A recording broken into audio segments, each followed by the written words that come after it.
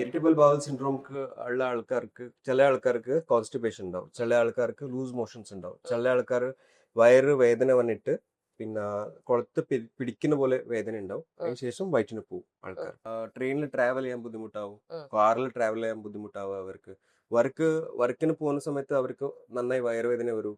കുറെ കുട്ടികൾക്ക് ഈ വയറുവേദനയുടെ പ്രശ്നം ഉണ്ടാവും. കുട്ടികൾ സ്കൂളിൽ പോവാതിരിക്കാൻ ആദ്യം പറയുന്ന റീസൺ വയറുവേദന. അതുകൊണ്ട് പാരന്റ്സ് അധികവും അത് നെഗ്ലക്ട് ചെയ്യുന്ന ഒരു അവസ്ഥയും കൂടി ഉണ്ട്. Welcome to timeline conversation. ഇന്ന് നമ്മുടെ കൂടെ ഗസ്റ്റായി വന്നിട്ടുള്ളത് Kannur KIMS Sreechand hospital gastroenterologist ആയിട്ട് വർക്ക് ചെയ്യുന്ന ഗൗരവ് പാപ്പ സാറാണ്. നമുക്ക് അദ്ദേഹത്തോട് ചോദിക്കാം.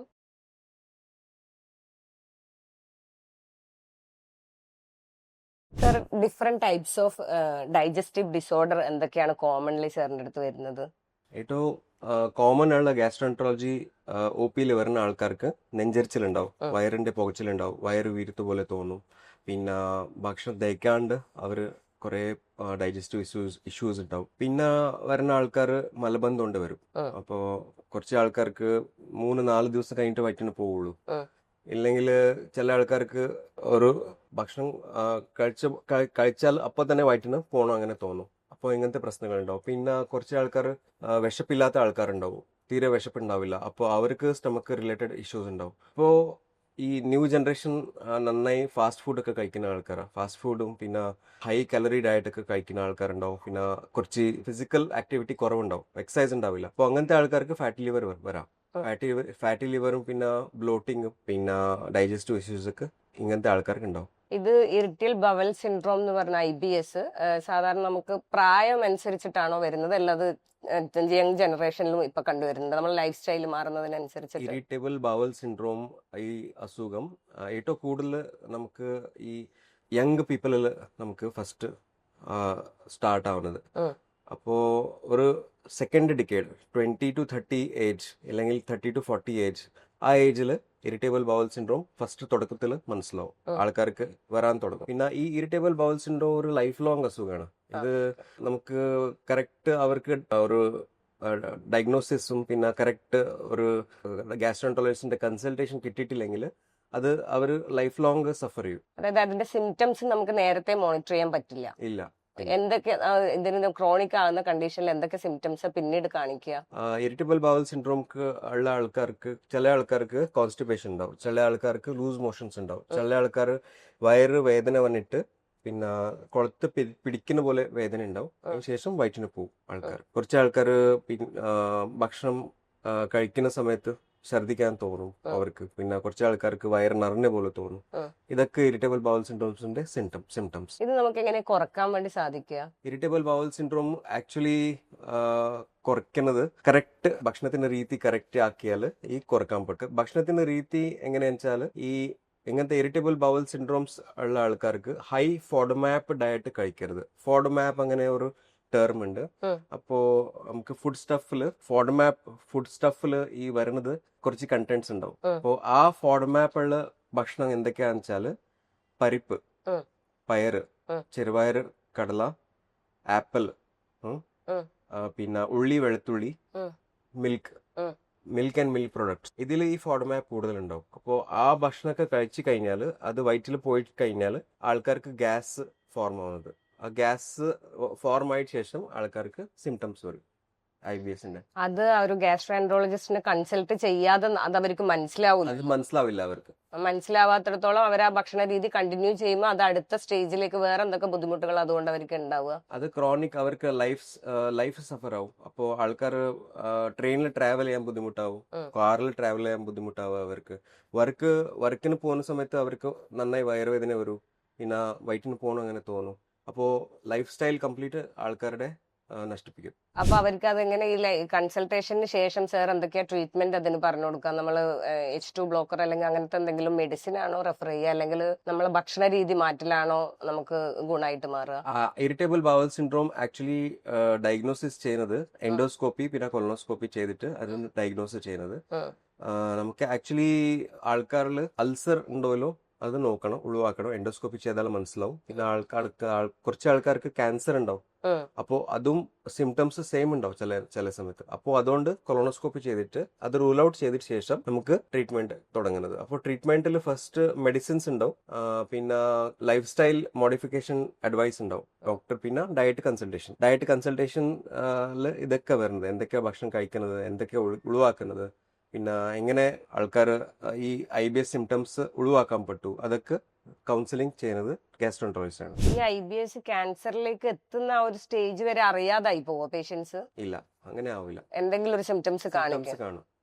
അത് നമ്മൾ നെഗ്ലക്ട് ചെയ്യുമ്പോൾ മാത്രമേ നെഗ്ലക്ട് ചെയ്യുമ്പോൾ മാത്രം ഈ അസുഖം ടോളറൻസ് കൂടുതലുള്ളവർക്ക് അത് നെഗ്ലക്ട് ചെയ്ത് അവര് ചില ബിസി ഷെഡ്യൂൾ അല്ലെങ്കിൽ വർക്കിംഗ് ഷെഡ്യൂളൊക്കെ അങ്ങനെ ആവുമ്പം നെഗ്ലക്ട് ചെയ്യുന്ന കുറെ ആൾക്കാരെ കണ്ടിട്ടുണ്ട്. അതെ. അത്തരം പേഷ്യൻസ് ആണോ ഈ ക്യാൻസറിലേക്ക് എത്തുന്നത്, നമ്മൾ അറിയാതെ ആയി പോകുന്നത്? ഇറിറ്റബിൾ ബൗൾ സിൻഡ്രോം ആക്ച്വലി ക്യാൻസറിലേക്ക് എത്തൂല.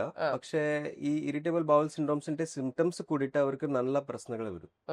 അപ്പോൾ അത് ഫസ്റ്റ് സ്റ്റേജിൽ തന്നെ നമുക്ക് കറക്റ്റ് ട്രീറ്റ്മെന്റ് കൊടുത്താൽ, പിന്നെ റെഗുലർ ഫോളോ അപ്പ് അവർ ചെയ്താൽ ഈ സിംറ്റംസ് ഒക്കെ നമുക്ക് കൺട്രോൾ ചെയ്യാൻ പറ്റും. ഈ ഇൻഫ്ലമേറ്ററി ബവൽ ഡിസോർഡറും ഇതും തമ്മിലുള്ള വ്യത്യാസം എന്താ?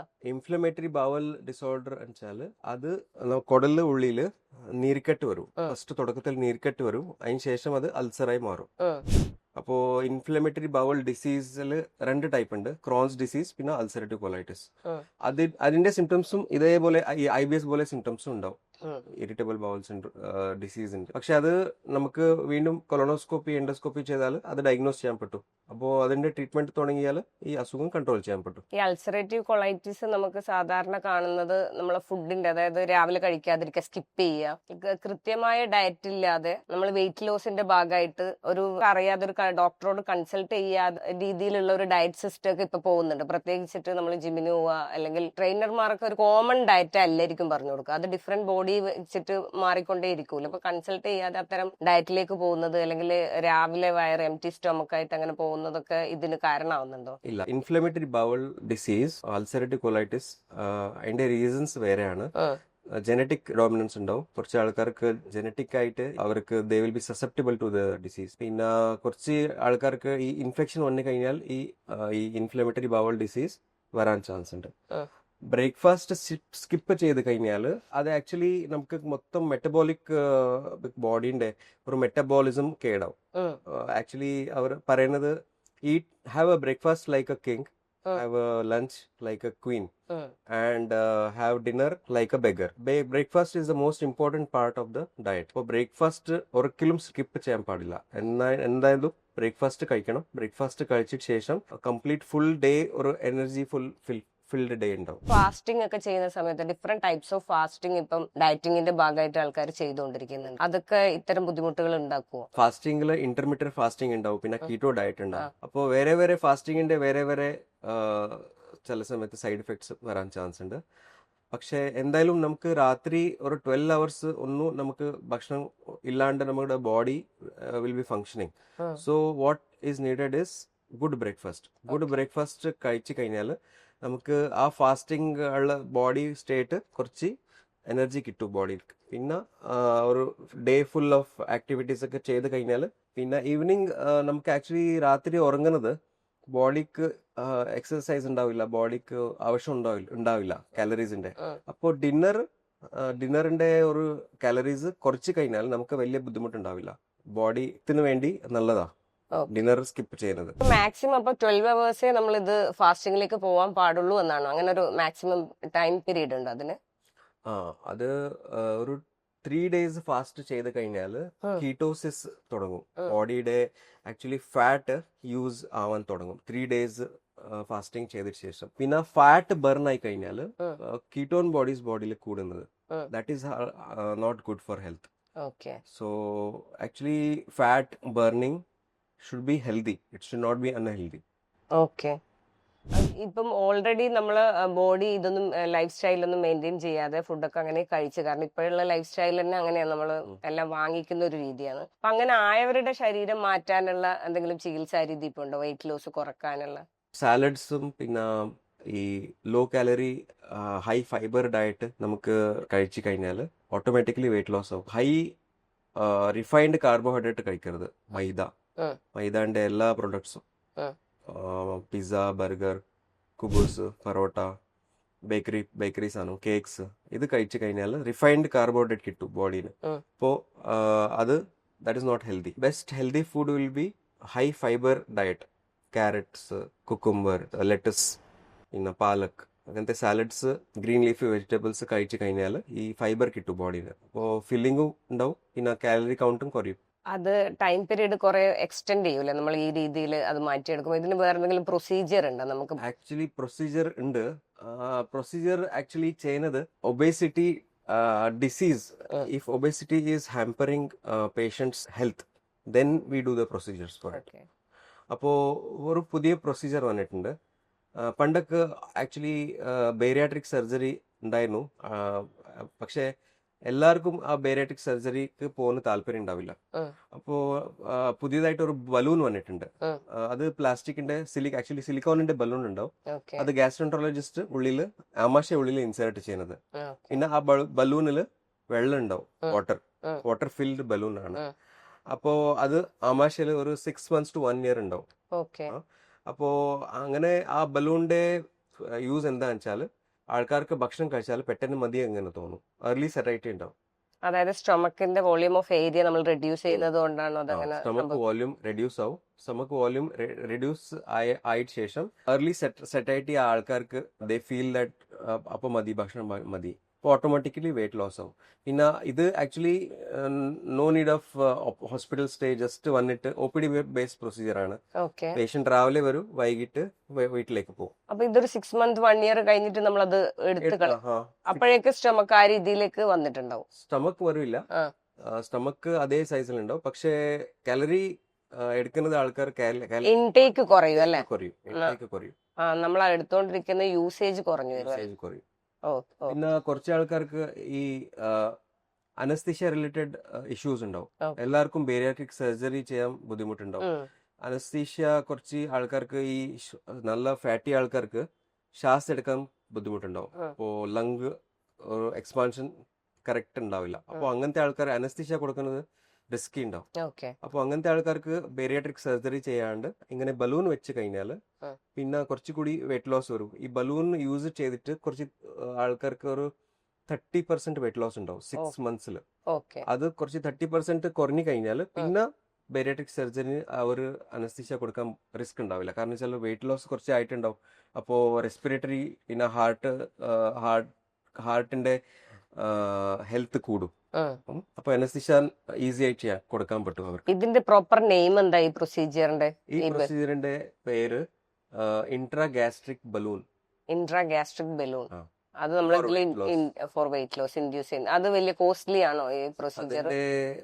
ആക്ച്വലി ഈ ബലൂൺ ആക്ച്വലി അമേരിക്കൻ ബലൂൺ ആണ് നമുക്ക് ഇമ്പോർട്ട് ചെയ്യുന്നത്. ആ ബലൂൺ കാരണം വെച്ചാൽ അത് ആമാശയ ഉള്ളിൽ ഉണ്ടാവല്ലോ, നല്ല മെറ്റീരിയലിന്റെ ബലൂൺ വേണം. പിന്നെ ആ ബലൂണിന്റെ സൈഡ് ഇഫക്ട്സ് ഇല്ലാത്ത രീതിയിൽ നമുക്ക് നോക്കുന്നത്. അപ്പോ ബലൂണിന്റെ കുറച്ച് കോസ്റ്റ് ഉണ്ട്, പക്ഷേ it is much lesser than the bariatric surgery. Bariatric സർജറിന്റെ കോസ്റ്റ് കമ്പയർ ചെയ്താൽ ഇതിന്റെ കോസ്റ്റ് നെഗ്ലിജിബിൾ ആണ്, ബലൂണിന്റെ കോസ്റ്റ്. അപ്പോ ഹോസ്പിറ്റൽ സ്റ്റേ ഉണ്ടാവില്ല. ബേരിയാട്രിക് സർജറി ചെയ്തതിനു ശേഷം ആൾക്കാർ ഒരു 3 to 4 days താമസിക്കണം ഹോസ്പിറ്റലിൽ എന്തായാലും. പിന്നെ വേറെ മെഡിസിൻസ് ഉണ്ടാവും. അപ്പോൾ ഇത് ബലൂൺ യൂസ് ചെയ്ത് കഴിഞ്ഞാൽ അതുണ്ടാവില്ല. സർജറിന്റെ കോസ്റ്റും 3 to 2 days എക്സ്പെൻസ് ഒക്കെ നോക്കുമ്പോൾ ഇതാണ് കുറച്ചും കൂടി അഫോർഡബിൾ ആയിട്ടുള്ള തോന്നൽ. നമ്മൾ ഈ പെട്ടെന്ന് നമ്മൾ ഇൻടേക്ക് കുറയ ഈ ഒറ്റ ദിവസം കൊണ്ട് കുറയും, അവർ ഇമോഷണലി സെറ്റ് ആവാൻ സമയം എടുക്കുമോ? ഇമോഷണലി സെറ്റ് ആവാൻ ഒരു 1 week ആവും. അതിന് പ്രത്യേക കൗൺസിലിംഗ് അങ്ങനെ എന്തെങ്കിലും? കൗൺസിലിംഗ് ഉണ്ടാവും. ഇവിടെ സൈക്കോളജിക്കൽ കൗൺസിലർ ഉണ്ട്, പിന്നെ സൈക്കാട്രിസ്റ്റും ഹോസ്പിറ്റലിൽ അവൈലബിൾ ആണ്. കണ്ണൂർ ശ്രീചന്ദ് കിംസിൽ അങ്ങനത്തെ പ്രൊസീജിയേഴ്സ് സ്റ്റാർട്ട് ചെയ്തിട്ടുണ്ട്. കുറെ നല്ല റിസൾട്ട് വരുന്നു. നല്ല റിസൾട്ട് ഉണ്ട്. ആൾക്കാരത് ചോദിച്ചു വന്നുകൊണ്ടിരിക്കുന്നുണ്ട്. അപ്പം നമ്മളെ ലൈഫ് സ്റ്റൈൽ കൊണ്ട് ബോഡി അങ്ങനെ ആയവർക്കും അതിന് പേടിക്കേണ്ടതില്ല. ഇത്തരം പ്രൊസീജിയർ വന്നോണ്ട് അത് ചെയ്തിട്ട് നമ്മൾ മെയിൻറ്റെയിൻ ചെയ്താൽ മതി. Okay, very good. അതിന്റെ കൂടെ വർക്ക്ഔട്ടോ അങ്ങനെ എന്തെങ്കിലും വേണ്ടി വരുമോ? അതിന്റെ കൂടെ വർക്കൗട്ടും ചെയ്യാൻ പറ്റും ആൾക്കാർക്ക്. പക്ഷെ നല്ല ഫാറ്റുകളുള്ള ആൾക്കാർക്ക് വർക്കൗട്ട് ചെയ്യാൻ ബുദ്ധിമുട്ടാവും. അവർ മൂവ്മെന്റ് ചെയ്യാൻ ബുദ്ധിമുട്ടാവും. അപ്പോ ഫാറ്റ് മൂവ്മെന്റ് പിന്നെ വർക്കൗട്ട് ഒക്കെ ഹാമ്പർ ചെയ്യുന്നത്. ഒരു എബോവ് 100 kg മുകളിലുള്ളവർക്കൊക്കെ ഇത് എഫക്റ്റീവ് ആണ്. ബുദ്ധിമുട്ടാവും. ഈ പ്രൊസീജിയർ എഫക്റ്റീവ് ആണോ? പ്രൊസീജിയർ നല്ല എഫക്റ്റീവാ, നല്ല എഫക്റ്റീവ്. എക്സസൈസ് അവർക്ക് ബുദ്ധിമുട്ടാവും. പിന്നെ ബലൂൺ യൂസ് ചെയ്ത് കഴിഞ്ഞാൽ ഒരു 2 months യൂസ് ചെയ്താൽ അവർക്കും പിന്നെ ഈ മൊബിലിറ്റി കൂടും. അപ്പോൾ ആ സമയത്ത് അവർ വർക്കൗട്ട് ചെയ്യാൻ തുടങ്ങുന്നത് ആൾക്കാർ. അതായത് ഈ ബലൂൺ ഇൻഡ്യൂസ് ചെയ്യുന്ന സമയത്ത് ഇവരെ ഫാറ്റ് ബേൺ, ഓൾറെഡി ഉള്ള ഫാറ്റ് ബേൺ ആ പ്രോസസ്സ് നടക്കുമല്ലോ. പിന്നെ ഇൻടേക്ക് കുറയും കൂടി ചെയ്യുമ്പോൾ പിന്നീട് മൂവ്മെന്റിന് അവർക്ക് പറ്റണം. മൂവ്മെന്റ് അവർ നന്നായി ചെയ്യാൻ പറ്റും, എക്സസൈസ് ചെയ്യാൻ പറ്റും. ഓക്കെ. അതുപോലെ തന്നെ സാറിന്റെ അടുത്ത് ഗ്യാസ്ട്രോ എൻട്രോളജി ആയിട്ട് ബന്ധപ്പെട്ടിട്ട് ചെറിയ കുഞ്ഞുങ്ങൾ വരാറുണ്ടോ? നിയോനാറ്റൽ അല്ലെങ്കിൽ ബേബീസ്. മുമ്പൊക്കെ ആയിരുന്നെങ്കിൽ എന്തായാലും അവർ പാല് കുടിച്ചു കഴിഞ്ഞാൽ ഒന്ന് ഛർദ്ദിക്കും. പക്ഷെ അത് ഇപ്പം ആ ബ്ലോട്ടിംഗ് ഒക്കെ കൂടുതലായി വരുന്നതായിട്ടും അല്ലെങ്കിൽ കുട്ടികൾക്കും നമ്മൾ മെഡിസിൻ കൊടുക്കേണ്ട അവസ്ഥ അങ്ങനെ ഉണ്ടായിട്ടുണ്ടോ? അങ്ങനത്തെ കൺസൾട്ടേഷൻ കൂടുതൽ വരുന്നുണ്ടോ? കുട്ടികൾക്കും മെഡിസിൻ കഴിക്കുന്ന ആവശ്യം ഉണ്ടാവും. ഈ ആക്ച്വലി കുറെ സ്കൂളിൽ പോകുന്ന കുട്ടികൾക്ക് വയറുവേദന ഉണ്ടാവും. അപ്പോ അവര് വയറുവേദന വന്നതിന് ശേഷം പിന്നെ അവർ സ്കൂളിൽ പോവില്ല. പിന്നെ കുറെ കുട്ടികൾക്ക് ഈ വയറുവേദനയുടെ പ്രശ്നം ഉണ്ടാവും. കുട്ടികൾ സ്കൂളിൽ പോവാതിരിക്കാൻ ആദ്യം പറയുന്ന റീസൺ വയറുവേദന. അതുകൊണ്ട് പാരന്റ്സ് അധികം അത് നെഗ്ലക്ട് ചെയ്യുന്ന ഒരു അവസ്ഥയും കൂടി ഉണ്ട് കുട്ടികളുടെ വയറുവേദന. പക്ഷേ കുറച്ച് കുട്ടികൾക്ക് നല്ല സീരിയസ് പ്രോബ്ലം ഉണ്ടാവും വയറിന്റെ ഉള്ളിൽ. അപ്പോൾ അത് ഡയഗ്നോസ് ചെയ്യണം. അത് ഡയഗ്നോസ് ചെയ്യുന്നത് ഗാസ്ട്രോഎൻട്രോളജിസ്റ്റ് ആണ്. ഓക്കെ. എന്തുകൊണ്ട് കുട്ടികൾക്ക് അത്തരത്തിലുള്ള അബ്ഡോമിനൽ പെയിൻ ഉണ്ടാവാൻ കാരണം? മോസ്റ്റ് കോമൺ ഇൻഫെക്ഷൻ കൊണ്ട് വരും. കുടൽ ഇൻഫെക്ഷൻ കൊണ്ട് വയറുവേദന ഉണ്ടാവും. അപ്പോ അത് സ്കാൻ ചെയ്ത് കഴിഞ്ഞാൽ മനസ്സിലാവും. ഒരു കായില ഉണ്ടാവും. ലിംഫ് നോട്ട്സ് അങ്ങനെ പറയുന്നത്. അൾട്രാസൗണ്ട് ചെയ്ത് കഴിഞ്ഞാൽ വയറുള്ളിലെ ലിംഫ് നോട്ട്സ് നമുക്ക് മനസ്സിലാവും അൾട്രാസൗണ്ട് സ്കാനിങ്ങിൽ. പിന്നെ കുറച്ച് കുട്ടികൾക്ക് ഈ ഗേർഡ് ഉണ്ടാവും, ഗാസ്ട്രോഎസോഫേജിയൽ റിഫ്ലക്സ് ഡിസീസ്, GERD. അപ്പോ അങ്ങനത്തെ കുട്ടികളും പിന്നെ വയറിന്റെ പ്രശ്നങ്ങൾ അവർക്ക് ഉണ്ടാവും. അവർക്കാണ് കുട്ടികൾ അധികം കണ്ടിട്ടുള്ളത്. അവർ വയറുവേദന എന്ന് പറയും. അപ്പം ടോയ്ലറ്റ് പോയി വന്നാൽ ആ വയറുവേദന ഓക്കെ ആവും. അത് എന്തുകൊണ്ടാണ്? അത് ഇൻഫെക്ഷൻ ഉണ്ട്, കുടൽ ഇൻഫെക്ഷൻ ഉണ്ടാ. കുടൽ ഇൻഫെക്ഷൻ കൊണ്ട് ഈ കുടലിന്റെ ഇറിറ്റേഷൻ ആവും. കുടലിന്റെ ഇറിറ്റേഷൻ ആയി കഴിഞ്ഞാൽ വയറുവേദന വരും. പിന്നെ അത് ടോയ്ലറ്റ് പോയി കഴിഞ്ഞാൽ അവർ ദേ വിൽ ഫീൽ ബെറ്റർ. ഈ ഇൻഫെക്ഷൻ വരുന്നത് അവരിപ്പോ കഴിക്കുന്ന രീതിയിലുള്ള ചിപ്സ്, അതുപോലെ തന്നെ ന്യൂഡിൽസ്, അത് അവരതിൽ അഡിക്റ്റഡ് ആണ്. തീർച്ചയായിട്ടും അത് ആ ബ്രാൻഡ് തന്നെ അവർക്ക് സൂപ്പർ മാർക്കറ്റിലൊക്കെ പോയാൽ അതല്ലാതെ വേണ്ട. അപ്പൊ അത്തരം ഒരു ഫുഡി സ്റ്റൈലും കൂടിയാണോ ഇതിന് കാരണമാവുന്നത്? ഈ ഫുഡ് ഞാൻ നേരത്തെ പറഞ്ഞ പോലെ ഫോഡ് മാപ്പ് ഉണ്ടാവും ഫുഡില്. അപ്പൊ ഫോഡ് മാപ്പ് ചിപ്സിലും പിന്നെ ഈ ഫാസ്റ്റ് ഫുഡിലും ഉണ്ടാവും. അത് കുട്ടികൾ കഴിച്ചു കഴിഞ്ഞാൽ അവർക്ക് വേദന വരുന്നത്, വയറുവേദന. ഈ ഡീപ് ഫ്രൈയിങ് ആണോ അതിന് പ്രശ്നമാവുന്നത്, അല്ല അതിൽ ചേർക്കുന്ന മസാലാസ് ആണോ? മസാലാസും ഡീപ് ഫ്രൈയിങ്ങും പിന്നെ അത് മെറ്റീരിയലും ഹൈ കാലറി മെറ്റീരിയൽ ഉണ്ടാവുമല്ലോ, അതാണ്. ഇത് പാക്കറ്റിന്റെ മേലെ നമുക്ക് നോട്ടീസ് ചെയ്യാം. അവരൊക്കെ എഴുതുന്നത്, പക്ഷെ നമുക്ക് അത് നമ്മളത് ശ്രദ്ധിക്കുന്നില്ലല്ലേ? അത് ശ്രദ്ധിക്കണം. ഞാൻ ചോദിച്ചത് പിന്നെ ബേബീസ് ഉണ്ടല്ലോ, നമ്മള് ചെറിയ ബേബീസ്, അവർക്ക് ഉണ്ടാവുന്ന ഈ വൊമിറ്റിംഗ് ടെൻഡൻസി അതെന്തുകൊണ്ട്? അവര് ഒന്നും ഭക്ഷണം പോലും കഴിച്ചു തുടങ്ങിയിട്ടില്ലല്ലോ, വെറും ബ്രസ്റ്റ് മിൽക്ക് അല്ലെങ്കിൽ മറ്റുള്ള മിൽക്ക് ഒക്കെ അല്ലേ കഴിക്കുന്നുള്ളൂ. അവർക്കും GERD ഉണ്ടാവും. നിയോനേറ്റ്സും പിന്നെ ജസ്റ്റ് ന്യൂ ബോർൺ ബേബീസിലും GERD ഉണ്ടാവും. അപ്പോ അവർക്ക് ഈ അന്നനാള് ആമാശയ കൂടുന്ന സ്ഥലം ഉണ്ടാവുമല്ലോ, അവിടെ വാൽവ് ഉണ്ടാവും. ആ വാൽവ് ആക്ച്വലി ലൂസ് ഉണ്ടാവും നിയോനേറ്റ്സും പിന്നെ ന്യൂ ബോർൺ ബേബീസില്. അതുകൊണ്ട് അവര് കുടിച്ച പാലും റിട്ടേൺ വരും. ലോവർ ഇസോഫേജിയൽ സ്പിങ്ക്ടർ അങ്ങനെ പറയുന്നത്, അതിന്റെ ബലം വരണത് കുറച്ച് 1 year 2 years കഴിഞ്ഞിട്ട് വരുന്നത്. നമ്മൾ ബേബ് ചെയ്താൽ ആ പ്രശ്നം മാറിക്കോളും. എല്ലാ ഫീഡിങ്ങിന് ശേഷം ബേബ് ചെയ്ത് കഴിഞ്ഞാല് മാറിക്കോളും. എല്ലാത്തപ്പോഴാണ് ഇത് പിന്നീട് ഒരു അബ്ഡോമിനൽ പെയിൻ ആയി അവർ രാത്രികാലങ്ങളിൽ ഭയങ്കര കരയുന്ന ഒരു അവസ്ഥ ഉണ്ടാവുന്നത്. അതും അത് കുട്ടികൾക്ക് കോലിക് ഉണ്ടാവും, കോലിക് അങ്ങനെ പറയുന്നത്. അപ്പോ അതും ഗ്യാസ് കൊണ്ട് വരും. ഗ്യാസ് ഫോർമേഷൻ ആയി കഴിഞ്ഞാൽ ഇന്റെസ്റ്റൈൻ ഇങ്ങനെ നന്നായി കൺസ്ട്രിക്ട് ആയി കഴിഞ്ഞാൽ കുട്ടികൾക്ക് വേദന വരും, വയറുവേദന. അത് അധികം വരുന്നത് ഈ ലേറ്റ് നൈറ്റിലാണല്ലോ, അത് എന്തുകൊണ്ടാണ് അങ്ങനെ വരുന്നത്? ലേറ്റ് നൈറ്റ് അത് എന്തുകൊണ്ടാണ് വരുന്നത് വെച്ചാല് ആ ടൈമിൽ ഗ്യാസ് നന്നായി ഫോം ആവും. ആ ടൈമിൽ നന്നായി ഗ്യാസ് ഫോം ആയി കഴിഞ്ഞാൽ ഈ ഇന്റെസ്റ്റിനൽ കൺസ്ട്രിക്ഷൻ വരുന്നത് ലേറ്റ് നൈറ്റ് ആണ്. അതുകൊണ്ട് രാത്രി വേദന ഉണ്ട്. നമുക്ക് അതിനെന്തെങ്കിലും പ്രിക്കോഷൻ എടുത്തു വെക്കാൻ പറ്റുമോ? ആ ലേറ്റ് നൈറ്റിൽ വരുന്ന കുട്ടികൾക്ക് നമുക്ക് എന്തും പ്രിക്കോഷൻ എടുത്തു വെക്കാൻ പറ്റും? ഈ കുട്ടികൾ എന്താ കഴിക്കുന്നത്? അപ്പോ ബ്രസ്റ്റ് മിൽക്ക് മാത്രമേ കഴിക്കുള്ളൂ. അപ്പൊ അമ്മ എന്താ കഴിക്കുന്നത് ശ്രദ്ധിക്കണം. അമ്മ പരിപ്പ് പിന്നെ ഹൈ ഫോഡ് മാപ്പ് ഡയറ്റ് കഴിച്ചു കഴിഞ്ഞാൽ ബ്രസ്റ്റ് മിൽക്കിലും അത് ഉണ്ടാവും, ആ ഫോഡ് മാപ്പ് ഉണ്ടാവും. അപ്പോൾ അത് കുട്ടികൾ കുടിച്ചു കഴിഞ്ഞാൽ അവർക്ക് വേദന വരും. ഈ നമ്മൾ ബ്രസ്റ്റ് മിൽക്ക് അല്ലാതെ അതേഴ്സ് മിൽക്കും നമ്മൾ യൂസ് ചെയ്യുന്നുണ്ടല്ലോ. അപ്പോൾ ഏതാണ് നമുക്ക് ബെറ്റർ? അത് നേരത്തെ പറഞ്ഞ പോലെ കുട്ടികൾ പുറത്തുനിന്ന് ഫുഡ് കഴിക്കുമ്പോൾ ഉണ്ടാവുന്ന ഒരു റിസൾട്ട് ഇതിലും ഉണ്ടാവും. നമ്മൾ ഈ മിൽക്ക് പൗഡർ വേറെ പുറത്തുനിന്നുള്ള യൂസ് ചെയ്യുമ്പോൾ അതിൽ ഉണ്ടാവില്ല. ആ. ആക്ച്വലി ബെസ്റ്റ് വെച്ചാൽ mother's milk is best for babies till 1 year. അപ്പോൾ formula feeds are not good. Okay. Best is mother's milk. But still formula feed കഴിക്കുന്ന ഒരു ടൈം വന്നു കഴിഞ്ഞാൽ they should consult a paediatrician and then take a formula feed. സാറിന് എന്താണ് common ആയിട്ട് പറയാനുള്ളത് ഈ ഗാസ്ട്രോ എൻട്രോളജി കൺസൾട്ടേഷൻ എന്നുള്ള നിലയിൽ? കോമൺലി ഈ ഇത്തരം ഡിസീസിന് തടയാൻ വേണ്ടി നമ്മൾ എന്തൊക്കെ ശ്രദ്ധിക്കണം എന്ന് കോമൺ ആയിട്ട് സാറിന് പറയാം? ഹെൽത്തി ഫ്രഷ് ഫുഡ് കഴിക്കണം. ഹെൽത്തി ഫ്രഷ് ഫുഡ് കഴിക്കണം, നന്നായി എക്സസൈസ് ചെയ്യണം, നന്നായി വെള്ളം കുടിക്കണം.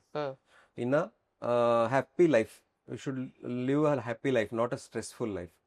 സ്ട്രെസ് വന്നു കഴിഞ്ഞാൽ പ്രഷർ, പിന്നെ ഷുഗറും വരും, പിന്നെ വയറ് പ്രശ്നങ്ങളും വരും.